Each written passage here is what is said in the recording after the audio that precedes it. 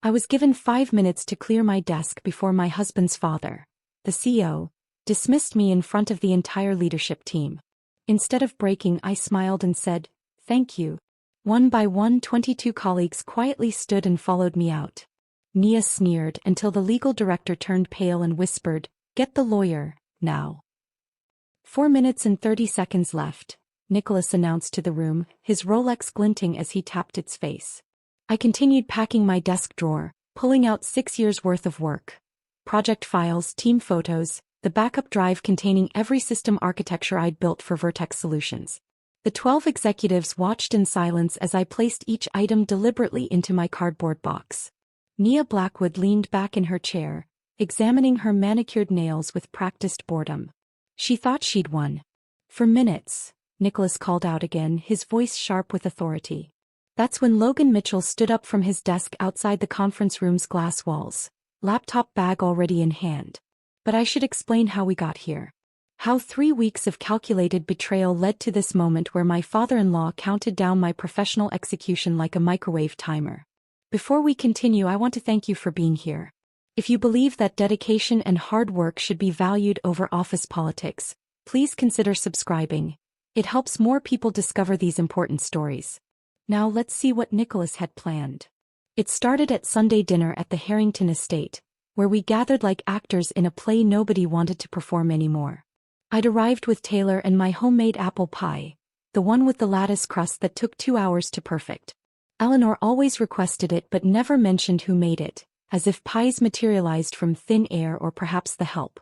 "Another record quarter for Vertex Solutions," Nicholas had proclaimed, standing at the head of the mahogany dining table that could seat 20 but usually held just the 4 of us, drowning in its own excess.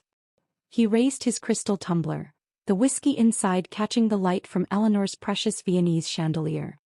"We're dominating the market because I know how to recognize talent and put it where it belongs." His hand landed on Taylor's shoulder with the weight of expectation and inheritance. My husband glowed under the attention, though his contribution to the company consisted mainly of having the right last name and showing up to meetings he didn't understand.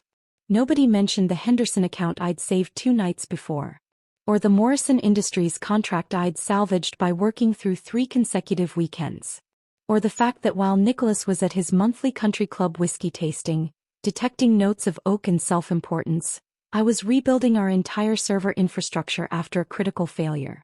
"You look tired, dear," Eleanor had murmured, her fingers, decorated with enough diamonds to fund my entire department's salary, briefly grazing my shoulder.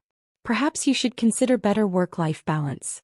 Appearance matters, especially for women in leadership." I'd swallowed my response along with my overcooked salmon. The truth was I looked tired because I'd been awake for 36 hours straight, but admitting that would only prove their unspoken point, that I couldn't handle the pressure, that I was, as Nia would later write, overwhelmed. The morning routine with Taylor had become a study in marital disconnect. Each day started the same. Him fumbling with the expensive espresso machine his parents gifted us, creating coffee that tasted like burnt disappointment while scrolling through sports news on his phone.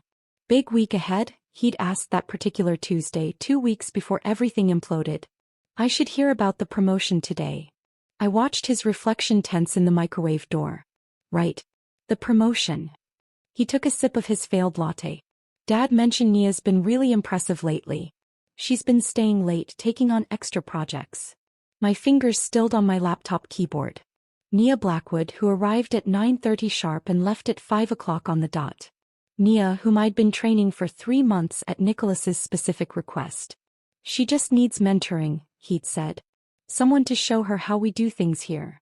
So I'd opened my playbook, shared my strategies, explained our client relationships with the patience of a kindergarten teacher. She'd taken notes in her designer portfolio, asking questions that felt increasingly invasive. "How do you handle system failures? What's your backup protocol?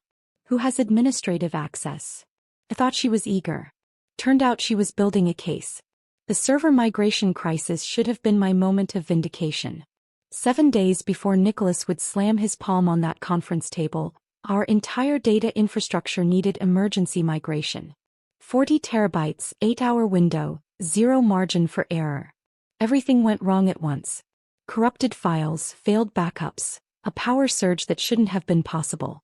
By 10 p.m. I'd activated my emergency protocol, calling in my entire team. Logan arrived first, still wearing the program from his daughter Emma's dance recital pinned to his shirt. She understood, he'd said quietly, though I caught him checking videos his wife sent from the auditorium. Priya came next, apology heavy in her voice as she called her husband. I know it's our anniversary dinner. I'll make it up to you. She'd ended the call and dove into code like she was defusing a nuclear weapon.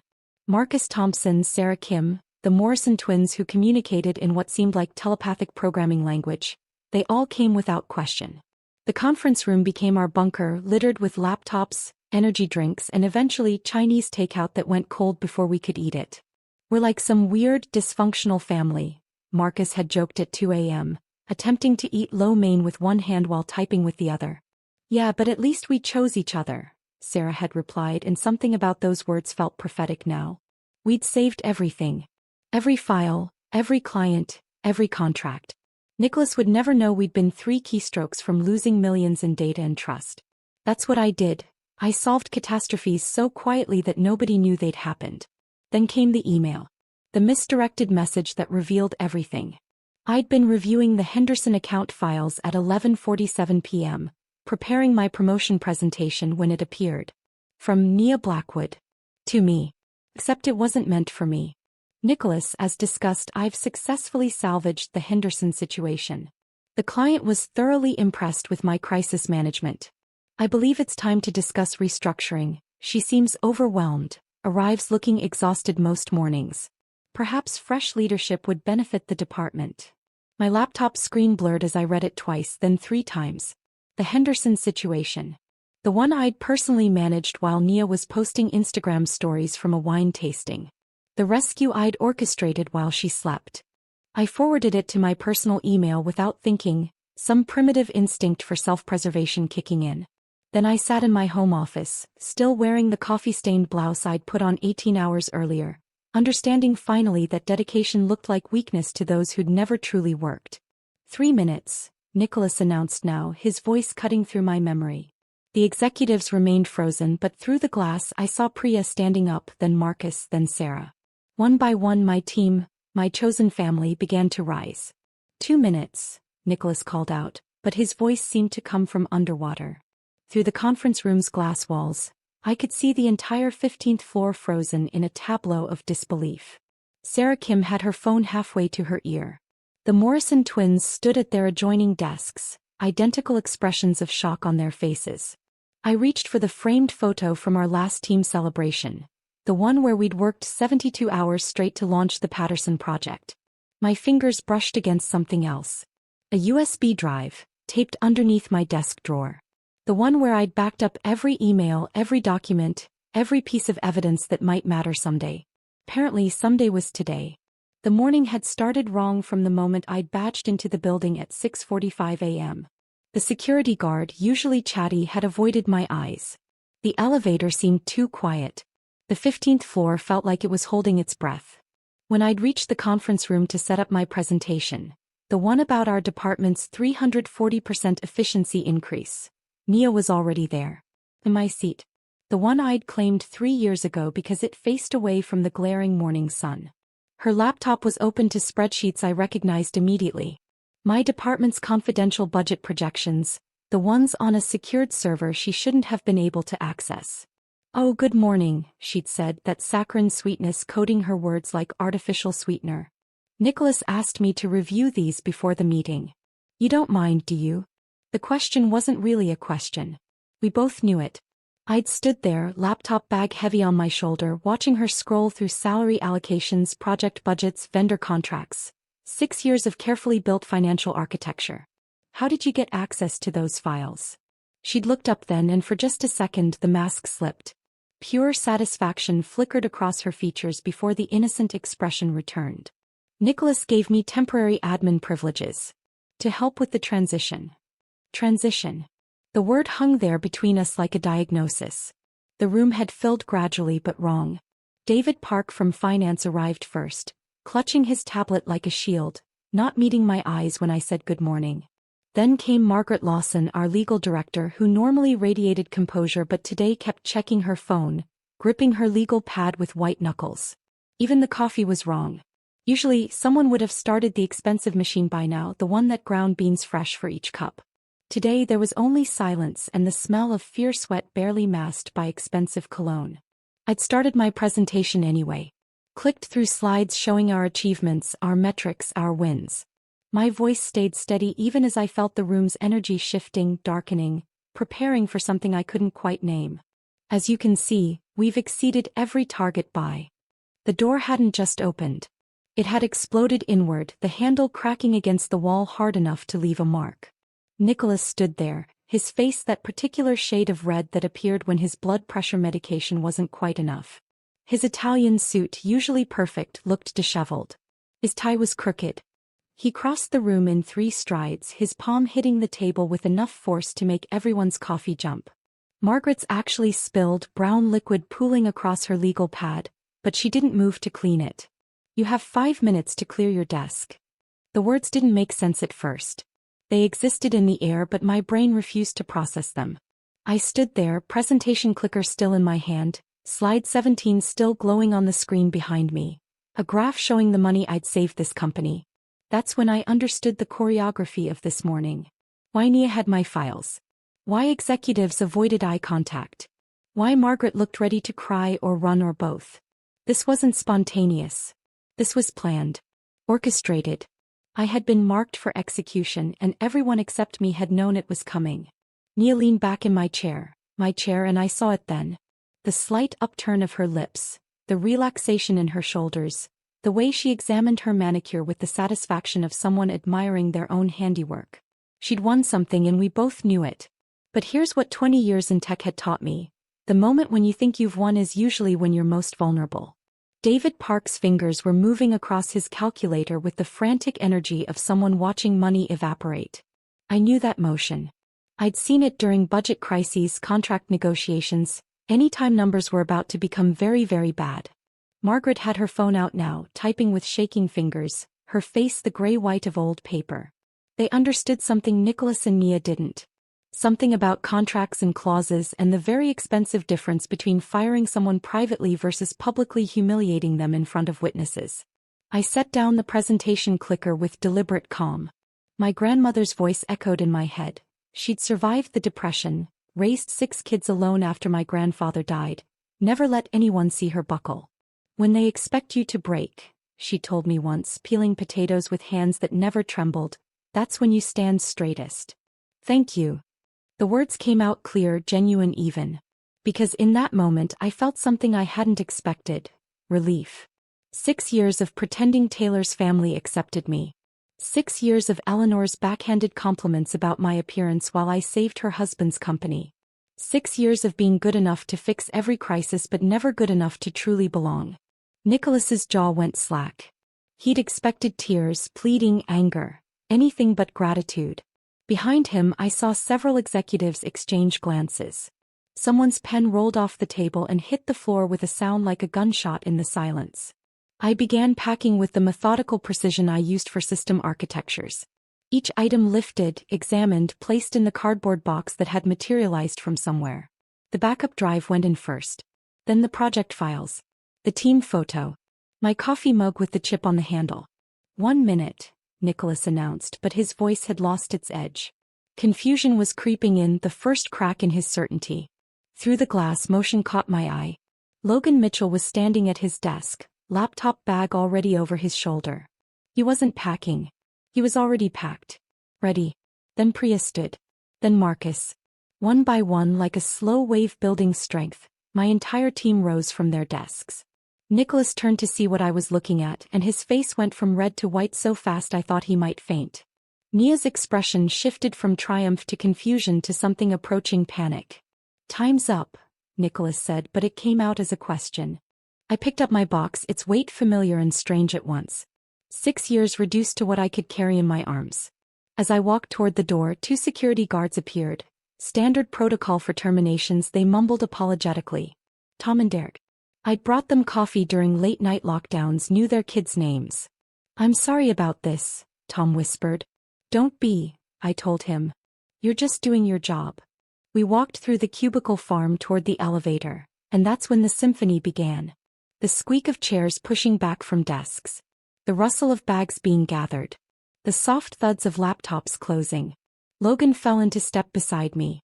Then Priya, her heels clicking a determined rhythm.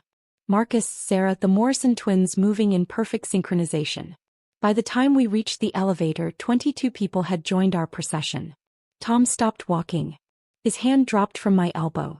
In 15 years, he said, voice thick with something between awe and respect, I've never seen anything like this. Neither had Nicholas Harrington, whose empire had just started its collapse, though he wouldn't understand that for another 48 hours. The elevator doors closed on 22 people and one security guard who looked like he'd just witnessed a miracle or a massacre. He wasn't sure which.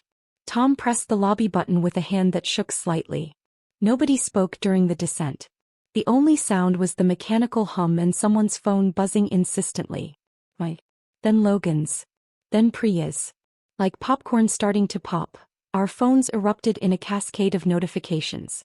When the doors opened to the lobby, we walked out into blazing midday sun. The kind of light that makes everything look overexposed and surreal. Maria at reception stood up so fast her chair rolled backward into the wall. Gerald, the maintenance supervisor, stopped mopping and watched us file past. Someone started a slow clap from the loading dock. I couldn't see who, and then others joined in until the sound echoed off the parking garage walls. This is insane, Priya whispered beside me. This is justice, Logan corrected, shifting his laptop bag. We stood there in the parking lot, 23 people blinking in the harsh light, phones buzzing like angry wasps. The Morrison twins were already on their laptops, sitting on the concrete median typing furiously. Sarah had her phone pressed to her ear, explaining to someone, probably her partner, why she was suddenly unemployed at 11:47 on a Tuesday morning. I should go, I said to no one in particular. My car keys felt foreign in my hand. We all should, Marcus replied, but nobody moved. We stood there like survivors of a shipwreck, not quite ready to leave the sight of the vessel going down. The drive home took 17 minutes. I know because I watched the clock the entire way, unable to focus on anything else. My phone, tossed in the passenger seat, continued its electronic seizure. 3 times I reached for it at red lights. 3 times I pulled my hand back. Taylor's car was in the driveway. Of course. He worked from home Tuesdays and Thursdays, a luxury Nicholas had granted his son but would never have considered for anyone else, especially not me despite my longer tenure and higher position. I sat in my car for a full minute, engine off, listening to the tick of cooling metal. The house we'd bought 3 years ago, with help from his parents for the down payment, naturally, looked the same as when I'd left this morning. Same cherry tree in the front yard. Same crack in the driveway we kept meaning to fix. Same life except everything had changed. Taylor met me at the door, his laptop still in one hand, confusion written across his face. Behind him I could see his home office setup, dual monitors glowing with spreadsheets he probably didn't understand. Why are you home? Are you sick? Then he noticed the box in my arms. His face went through a series of expressions like someone cycling through TV channels. Confusion, concern, realization, anger. Dad called. His voice was flat. He says you lost it in the meeting. Says you were unstable, started crying, had to be escorted out by security. I set the box on our entryway table, the one his mother had given us that I'd always thought was too ornate for the space. Is that what he said? He said you've been struggling lately. That Nia had to cover for your mistakes. That he had no choice. I pulled out my phone, ignored the 100 other notifications and found the forwarded email. Nia's email. The one claiming credit for the Henderson account. The one calling me overwhelmed. The one that was clearly part of a longer conversation with Nicholas the first hadn't been privy to. Taylor read it once. Then again. His jaw muscle twitched.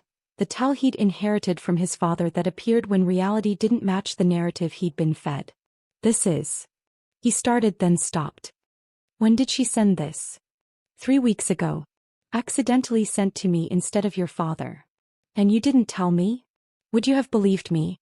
Or would you have said Nia made an honest mistake, that your father would never plot against his own daughter-in-law? The silence stretched between us like a contested border. Taylor set down his laptop, ran both hands through his hair, Another inherited gesture. I need to think, he said, grabbing his keys from the hook by the door. I just need to think. Taylor. But he was already gone, the door closing with a decisive click that sounded like punctuation. I stood in our entryway, still in my work clothes, surrounded by the life we'd built on a foundation that was apparently sand. My phone rang. Unknown number. I almost didn't answer, but something, instinct, exhaustion, morbid curiosity, made me swipe accept. Please don't hang up. Margaret Lawson's voice, barely above a whisper. I'm calling from the bathroom. The executive bathroom on 16, the one nobody uses. Margaret. Your contract. The clause about hostile termination. Nicholas never read it. Legal reviewed it 6 years ago when you were hired, but he just signed where I told him to sign. Her words tumbled out like water breaking through a dam. The humiliation multiplier alone puts your severance at $800,000. But with documented harassment, the public nature of it, 22 witnesses, we're looking at millions. Millions. Why are you telling me this? Pause. The sound of running water. Because in about an hour, Nicholas is going to realize what he's done. And when he does, he's going to blame me. Say I should have warned him. I've worked here 12 years.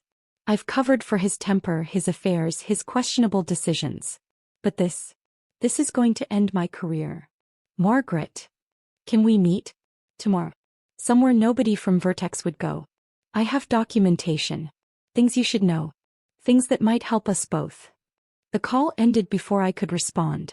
I stood there, phone in hand, when it immediately buzzed again. Dylan from my former team, had sent a screenshot.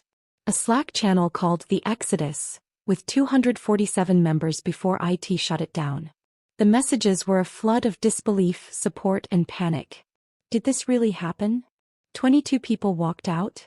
What do we do now? Is the Henderson project dead? Who's going to maintain the servers? My LinkedIn app showed 47 notifications. Emails poured in. 3 competitors had already reached out with variations of "heard the news" and "let's talk." But one email made me stop breathing. Catherine Walsh, the venture capitalist who'd turned down Nicholas's pitch 6 months ago, telling him his company lacked innovative leadership. Her message was 2 sentences. Your team's loyalty is worth more than Vertex's entire market cap. Let's build something. I was reading it for the 3rd time when the doorbell rang. Eleanor Harrington stood on my porch at 9 p.m., makeup smudged, holding a manila folder like it might bite her. May I come in? Eleanor asked, and for the first time in 6 years she looked fragile. Not the polished society matron who commanded charity boards and country club committees, but a woman carrying weight she could no longer bear alone. I stepped aside.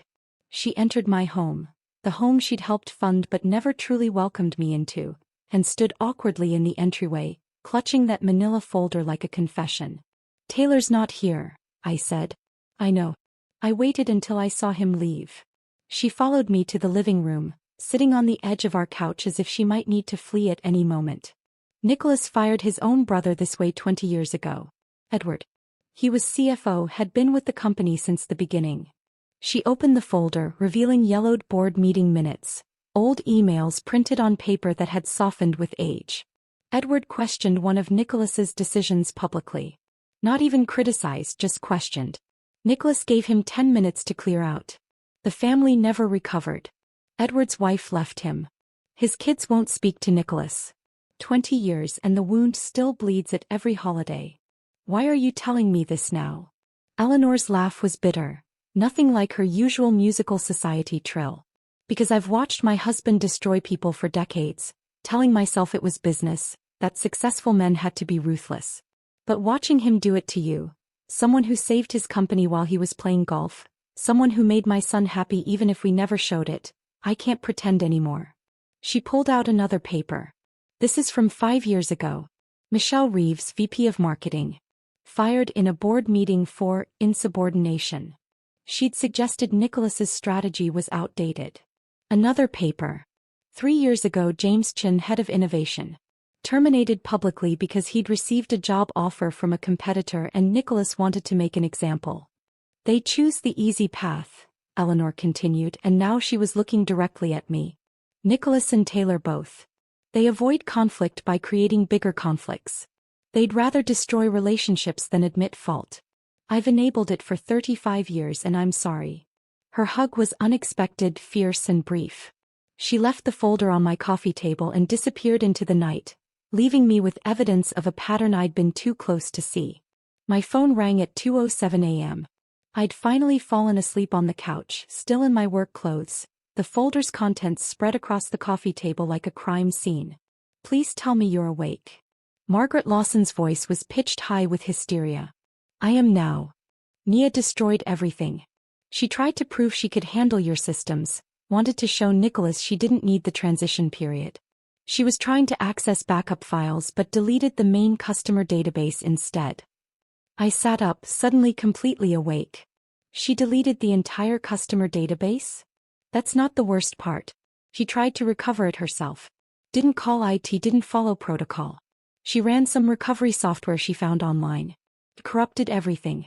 The entire East Coast operation has been dark for 6 hours. They're estimating 14 hours minimum before even partial restoration. The silence stretched while I processed this. Our customer database wasn't just names and addresses. It was 17 years of relationship management, purchase histories, custom configurations, support tickets, the DNA of the company's client relationships. How much? I asked.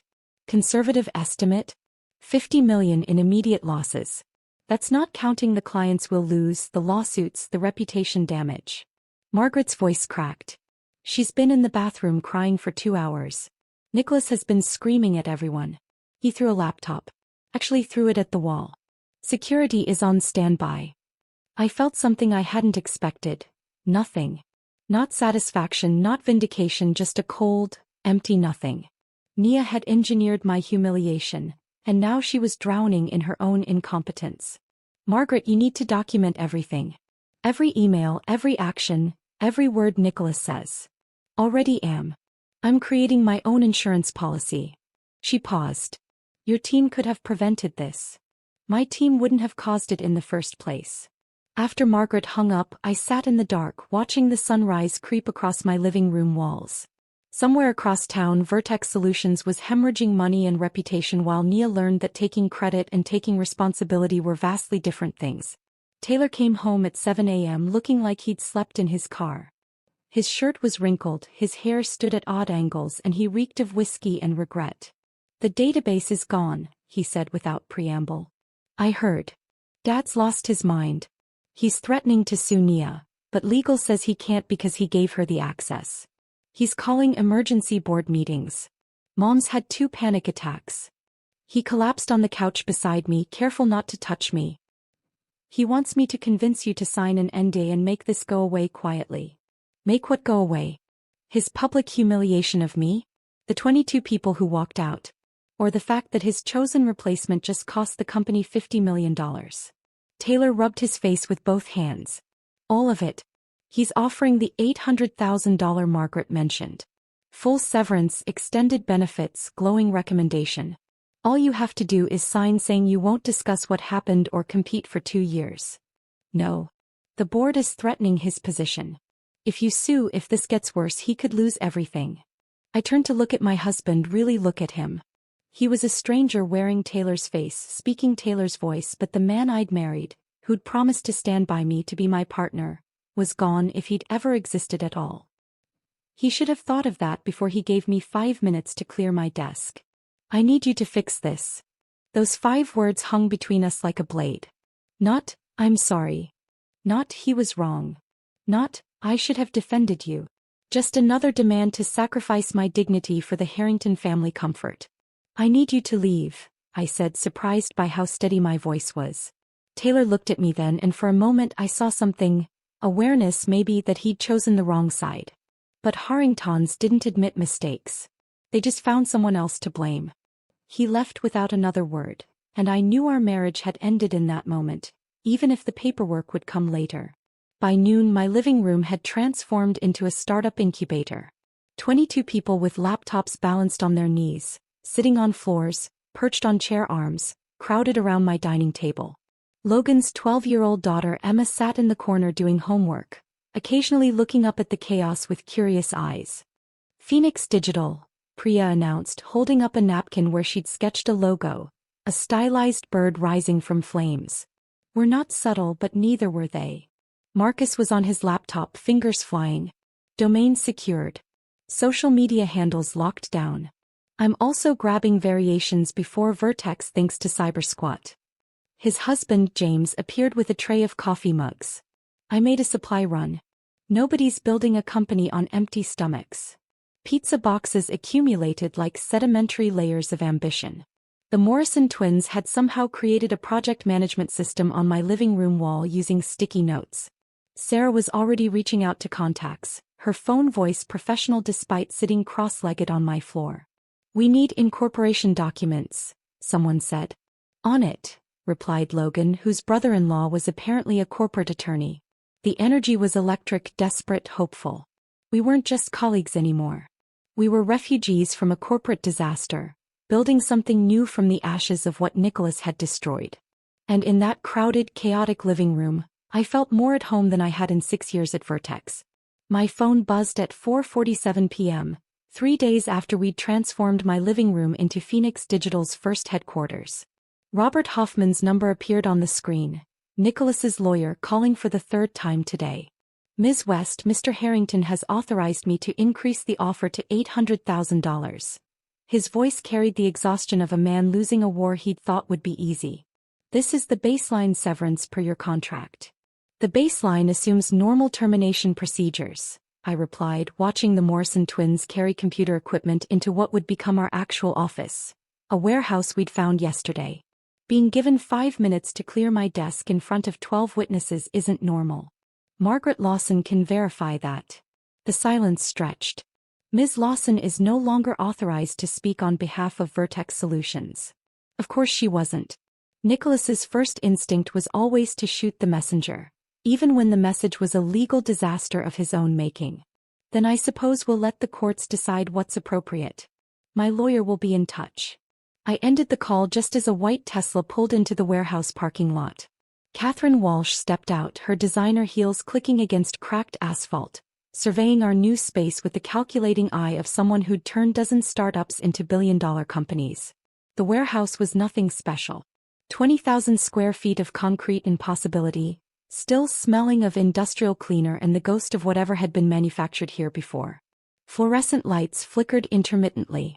The loading dock door didn't close properly. There was a suspicious stain on the floor that looked like it had its own ecosystem. This is perfect, Catherine announced, and she wasn't being sarcastic. It's a disaster, Priya countered, gesturing at a ceiling tile that chose that moment to release a small shower of dust. No, it's hungry space. It wants to become something. Catherine walked the perimeter, her footsteps echoing. You know what Amazon's first office was? A garage. Google. A garage. Apple. Also a garage. You've upgraded, you've got walls and everything. She pulled out her phone, made a quick call. Send the contract to my email. Yes, the full amount. She looked at me. 3.5 million seed funding. I want 20% equity and a board seat. Logan nearly dropped his laptop. You haven't even seen our business plan. I've seen 22 people follow their leader out of a stable job into uncertainty.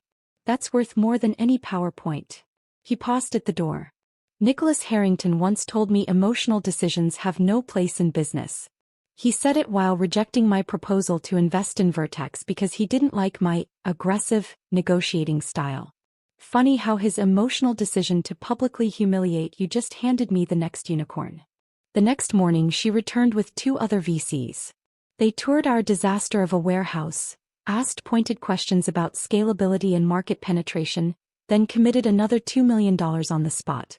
We hadn't even incorporated yet, and we were valued at $17.5 million. My phone hadn't stopped ringing. But the call that mattered came from Richard Henderson himself, CEO of Henderson Corp. I heard about the situation at Vertex, he said without preamble.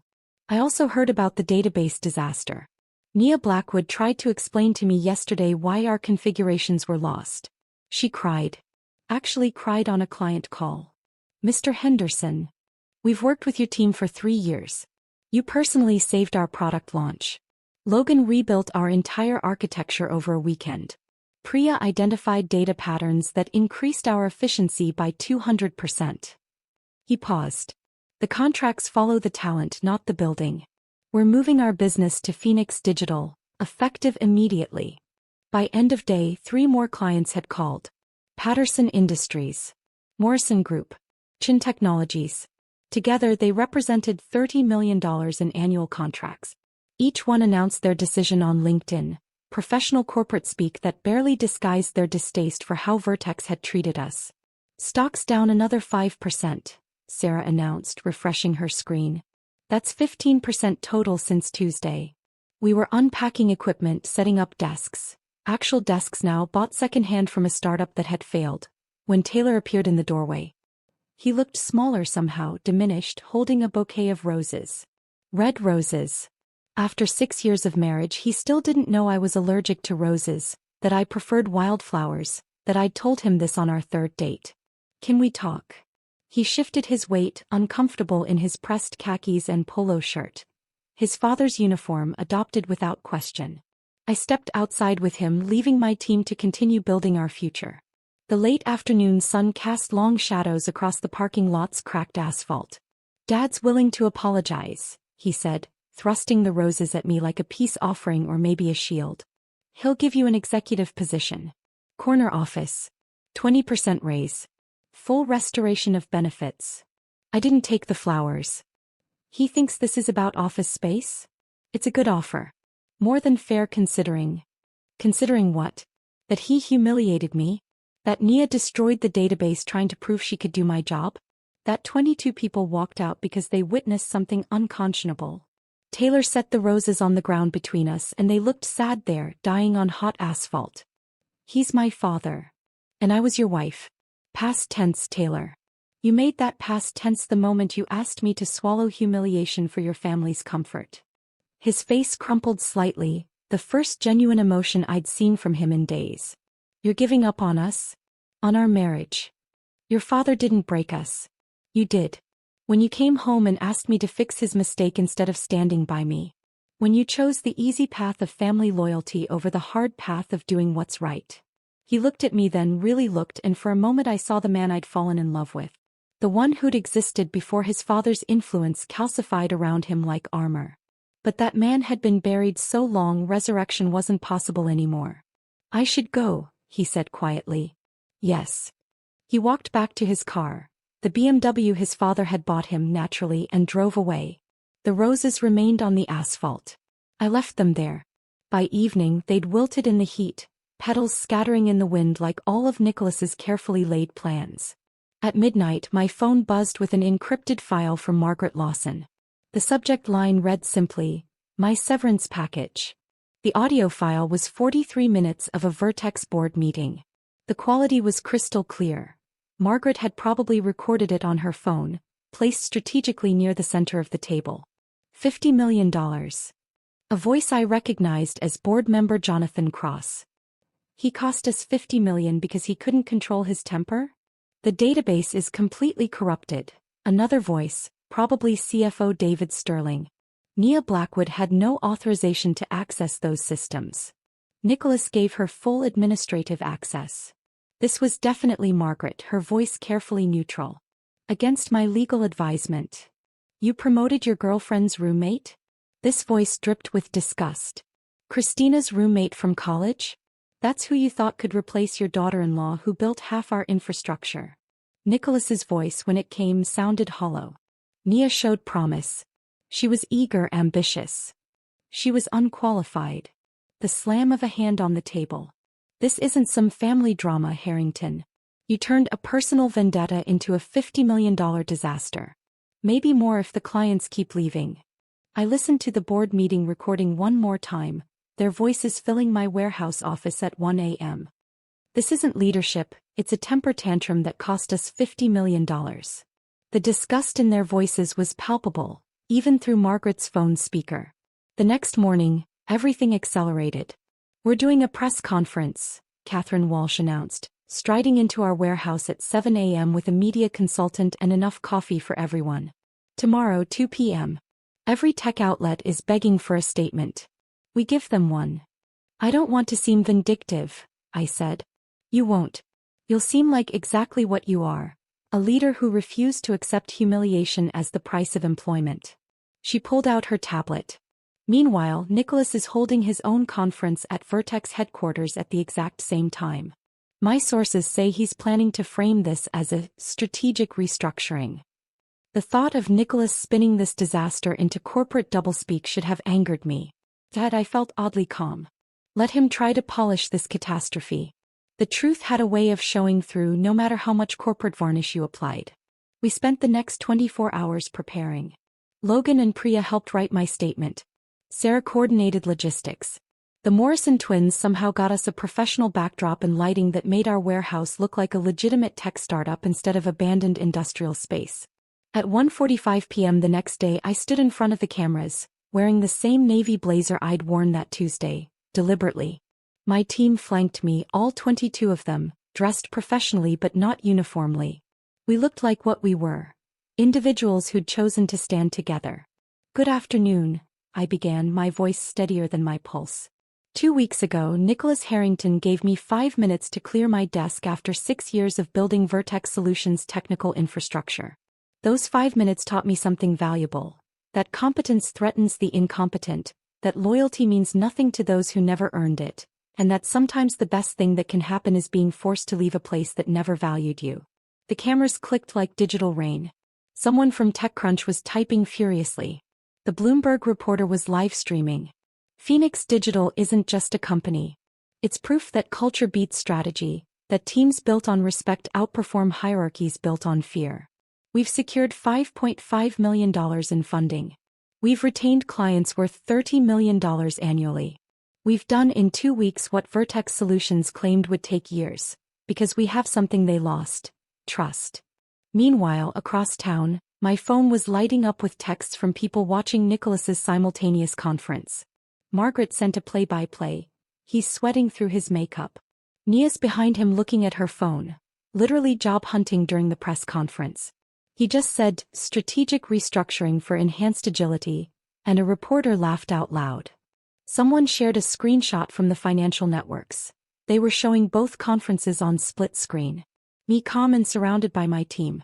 Nicholas, red-faced and stammering, with Nia beside him scrolling through LinkedIn, apparently having given up any pretense of paying attention.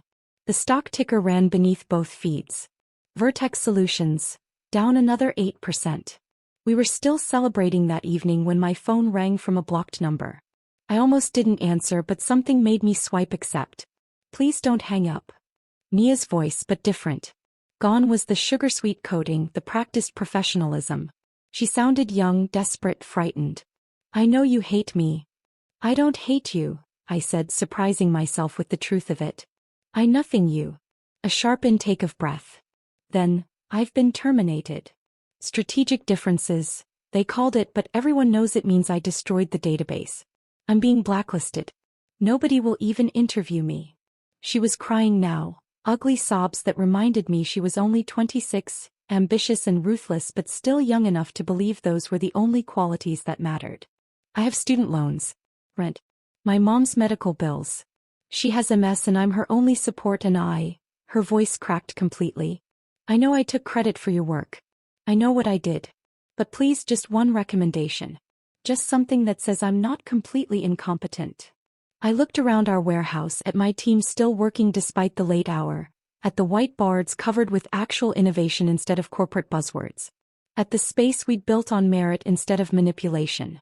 Nia, I said, and she fell silent except for sniffles. You took credit for the Henderson account. You called me overwhelmed and suggested I needed to be replaced. You smiled while Nicholas gave me 5 minutes to pack 6 years of work. I know You took credit for others' work. Now you need to take credit for your own failure. That's the only recommendation I can give you. The call lasted exactly 5 minutes. I timed it. 3 days later, the news broke everywhere at once. Nicholas Harrington steps down as CEO of Vertex Solutions. The press release was a masterpiece of corporate euphemism. Pursuing new opportunities. Time for fresh leadership. Grateful for his years of service. But everyone knew the truth. The board had given him a choice. Resign with a fraction of his dignity intact or be fired for cause and lose everything. He'd chosen resignation, but it was like choosing which cliff to jump from. The ending was the same. Eleanor called me that evening, her voice hollow but somehow lighter. He's moving to the guest house. 35 years of marriage, and this is what finally broke us. Not his affairs with secretaries. Not his ego that needed its own zip code. But watching him destroy you, someone who'd done nothing but make him successful, purely for sport. That's when I knew the man I married was gone, if he ever existed. Eleanor. Don't apologize. Don't comfort me. This is freedom, even if it comes 30 years too late. The warehouse felt different that night. The Morrison twins had strung up lights that made the concrete walls look almost warm. Sarah had brought in plants that somehow thrived despite the industrial setting. Marcus had set up a sound system that played quiet jazz while we worked. We did it, Priya said, appearing beside me with 2 glasses of champagne, not the cheap stuff anymore. Catherine had sent cases of the real thing. Did what? We won. David beat Goliath. The Empire struck back, but the rebels won anyway. Choose your metaphor. Gerald, the maintenance supervisor from Vertex who joined us the week before, raised his mop in the air like a torch. The same gesture from that Tuesday, but different now. Then it had been solidarity. Now it was victory. To second chances and first-class revenge, he called out, and everyone raised their glasses. But I wasn't thinking about revenge anymore. I was thinking about the contract we'd just landed, the one Vertex had been courting for 2 years. Global Tech, whose CEO had called personally to say, "We saw the press conferences. We saw how Vertex treats the people who built their success. We choose to work with builders, not destroyers." Our valuation had hit $50 million. Not bad for a company that started in my living room with pizza boxes and panic. It's not revenge, I told Priya, watching my team, my family of choice, working late because they wanted to, not because someone was counting their hours. It's just success. The revenge is just a side effect. But somewhere across town, Nicholas Harrington sat alone in a guest house behind the mansion he could no longer afford, his empire reduced to rubble in less than a month, learning too late that when you give someone 5 minutes to pack their life, sometimes they take everything with them when they go. The champagne had gone flat by morning, but nobody cared. We were still riding the high of our $50 million valuation when Margaret Lawson walked through our warehouse door at 7:23 a.m., carrying a banker's box and wearing an expression I'd never seen on her face before, determination mixed with something darker. "I need 5 minutes of your time," she said, and the irony of that specific number wasn't lost on anyone. She set the box on my desk. A real desk now, bought from a liquidation sale, scarred but solid. I've been Vertex's legal director for 12 years. I've watched Nicholas destroy careers, break employment laws, cover up harassment claims. I documented everything. She opened the box, revealing folders meticulously labeled by date and violation type. Every illegal termination. Every settlement we paid to keep people quiet. Every time he screamed at someone until they cried, then had me write up paperwork saying they resigned for personal reasons. Logan looked up from his laptop. "Why keep all this?" "Insurance," Margaret said simply. I knew eventually he'd turn on me too. I was right. He's been telling the board I should have prevented your mass exodus, that I failed in my fiduciary duty. He pulled out a thick folder. "This one's my favorite. 3 years of emails where he explicitly told me to ignore legal protocols." She turned to me then, her gray eyes sharp behind designer glasses. "I want to be your chief legal officer. In exchange, I'll ensure Nicholas never works in tech again. My revenge might be colder than yours, but it's been fermenting for 12 years. I know where every body is buried because I helped dig the graves." Priya whistled low.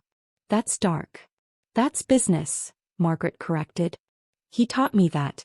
Now I'm going to teach him what happens when you create enemies who know your secrets." I looked at this woman who'd sat in that boardroom, watching my humiliation, and realized she hadn't been complicit. She'd been collecting evidence. "Welcome to Phoenix Digital," I said. Margaret's first official act was scheduling the settlement negotiation. "Neutral territory," she insisted. "The Marriott downtown. Conference room 12. It costs $800 an hour, which Nicholas will be paying for." The meeting was set for Thursday at 10 a.m. I arrived early, finding the room exactly as expensive and soulless as expected. Leather chairs that tried too hard, a table polished to mirror brightness, windows overlooking a city Nicholas once thought he owned. He arrived 15 minutes late, a power play that might have worked when he had power to play with. But the man who walked in wasn't the Nicholas Harrington who'd slammed his palm on a boardroom table. This version looked deflated, his Armani suit hanging loose on a frame that had lost weight from stress. His lawyer, Robert Hoffman, looked equally exhausted. "Let's make this quick," Robert said, pulling out documents. "Mr. Harrington is prepared to offer $1.2 million, full benefits continuation for 24 months, and immediate vesting of all stock options." Margaret leaned forward. "Plus a written statement acknowledging that the termination was handled inappropriately, and a non-disparagement clause that goes both ways." Nicholas's jaw clenched, that familiar tell, but he nodded. The man who never apologized, never admitted fault, was about to sign a document acknowledging his failure. The room was silent except for the scratch of pens on paper. Nicholas signed with a hand that trembled slightly, his signature smaller than the bold scrawl I remembered. When he passed the document to me, our eyes met. No words were exchanged, but entire conversations happened in that silence. His eyes said, "You destroyed me." Mine replied, "You destroyed yourself." His said, "I gave you everything." Mine answered, "You gave me 5 minutes." As I endorsed the check, $1.2 million, more money than my parents had seen in their lifetime, I felt something I hadn't expected. Not satisfaction or vindication. Just emptiness. The hollow feeling of winning a war that should never have been fought. Nicholas stood to leave, then paused at the door. For a moment I thought he might speak, might finally say something real. But Harrington men didn't apologize. They just retreated to lick their wounds in private. After he left, Margaret pulled out her phone and showed me something that made my breath catch. Security footage from Vertex, dated the day before Nicholas's resignation. "Tom from security sent this to me," she said. "He thought you should see it." The grainy footage showed Nicholas standing in what had been my office, now completely empty. The timestamp read 9:47 p.m. He was alone, speaking to the empty room, though the security camera didn't capture audio. "He stood there for 20 minutes, Margaret said. Tom could read his lips for part of it. He kept saying, 'I gave her 5 minutes. She took everything.'" "He's wrong," I said quietly. "He took everything from himself. I just refused to go down with his ship." Margaret nodded. "Tom wanted you to know something else. He's the one who made sure the cameras captured everything that Tuesday. Every angle of the boardroom, the walkout, all of it. He said watching you maintain dignity while Nicholas lost his mind was the best thing he'd witnessed in 15 years of security work." My phone buzzed with a text from Eleanor. "Can you meet? Important." I found her at a coffee shop downtown, the kind of place that served $12 lattes to people who thought price equaled quality. She looked different. Younger somehow, though she'd aged years in the past month. "I filed for divorce this morning," she said without preamble. "Served him papers at the country club. During the monthly board meeting. Maximum witnesses, maximum humiliation. Eleanor. Don't pity me. This is 35 years overdue." She stirred her overpriced coffee with deliberate calm. I excused his cruelty as strength. His affairs as stress relief. His destruction of people's careers as business necessities. But watching him destroy you, someone who'd done nothing but succeed, purely because he could? That was when I understood I'd been enabling a monster. She pulled out her phone, showing me a photo of legal documents. "I'm taking half of everything. The houses, the investments, his precious wine collection that he spent more time with than his family. My lawyer says the prenup won't hold. Too many documented infidelities." "What about Taylor?" Eleanor's face darkened. "Taylor chose his side. He could have stood by you. Instead he asked you to absorb humiliation to keep his father comfortable. He's exactly what I raised him to be, a coward who mistakes compliance for loyalty." She stood to leave, then paused. "The Harrington dynasty took 3 generations to build. Nicholas destroyed it in 5 minutes. The very 5 minutes he gave you. There's poetry in that, don't you think?" As she walked away, I realized the Harrington empire hadn't just crumbled, it had imploded entirely. Nicholas lost his company, his reputation, his marriage, his legacy. All because he couldn't resist humiliating someone who'd done nothing but make him successful. The settlement check cleared the next day. $1.2 million sitting in my account, feeling simultaneously like justice and blood money. I stared at the $1.2 million in my account on my banking app, the numbers still feeling surreal. 6 months ago this would have been a fantasy. Now it was just a line item in a much larger story. Seed money for something that had already grown beyond my wildest expectations. The warehouse barely resembled the disaster we'd moved into half a year ago. The flickering fluorescence had been replaced with warm LED panels that Logan insisted were better for productivity and mental health. The suspicious stain was gone, covered by industrial epoxy flooring that Priya picked because it matched our logo colors. We had real furniture now, standing desks, ergonomic chairs, even a kitchen that didn't smell like decades of neglect. Mom, look. Emma, Logan's daughter, called from what we designated as the homework corner. She held up her math test, 98%. Priya helped me with the formulas last week. This had become our rhythm. Emma did homework here after school while Logan worked. The Morrison twins taught her coding basics. Sarah helped with her science projects. We weren't just a company. We'd become the family some of us never had, the support system corporate culture promised but never delivered. $75 million valuation as of this morning, Marcus announced, updating our celebration board. Yes, we had one of those now, covered in wins both big and small. And Richardson Industries just signed. That's 40 employees and 12 major clients. 40 employees. People who'd chosen us not for the stability, we were still a startup after all, but for the culture. They'd seen our press conference, heard about the walkout, knew exactly what we stood for. Every resume came with a note about wanting to work somewhere that valued people over profits. Priya's parents had visited last week from Mumbai, performing a traditional blessing ceremony in our conference room. Her mother had touched my shoulder and said, "You gave my daughter purpose beyond a paycheck. That's worth more than any valuation." I was reviewing contracts when the door opened.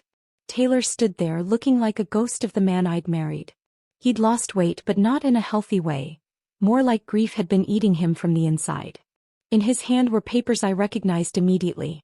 Divorce documents. "Can we talk?" he asked, his voice smaller than I'd ever heard it.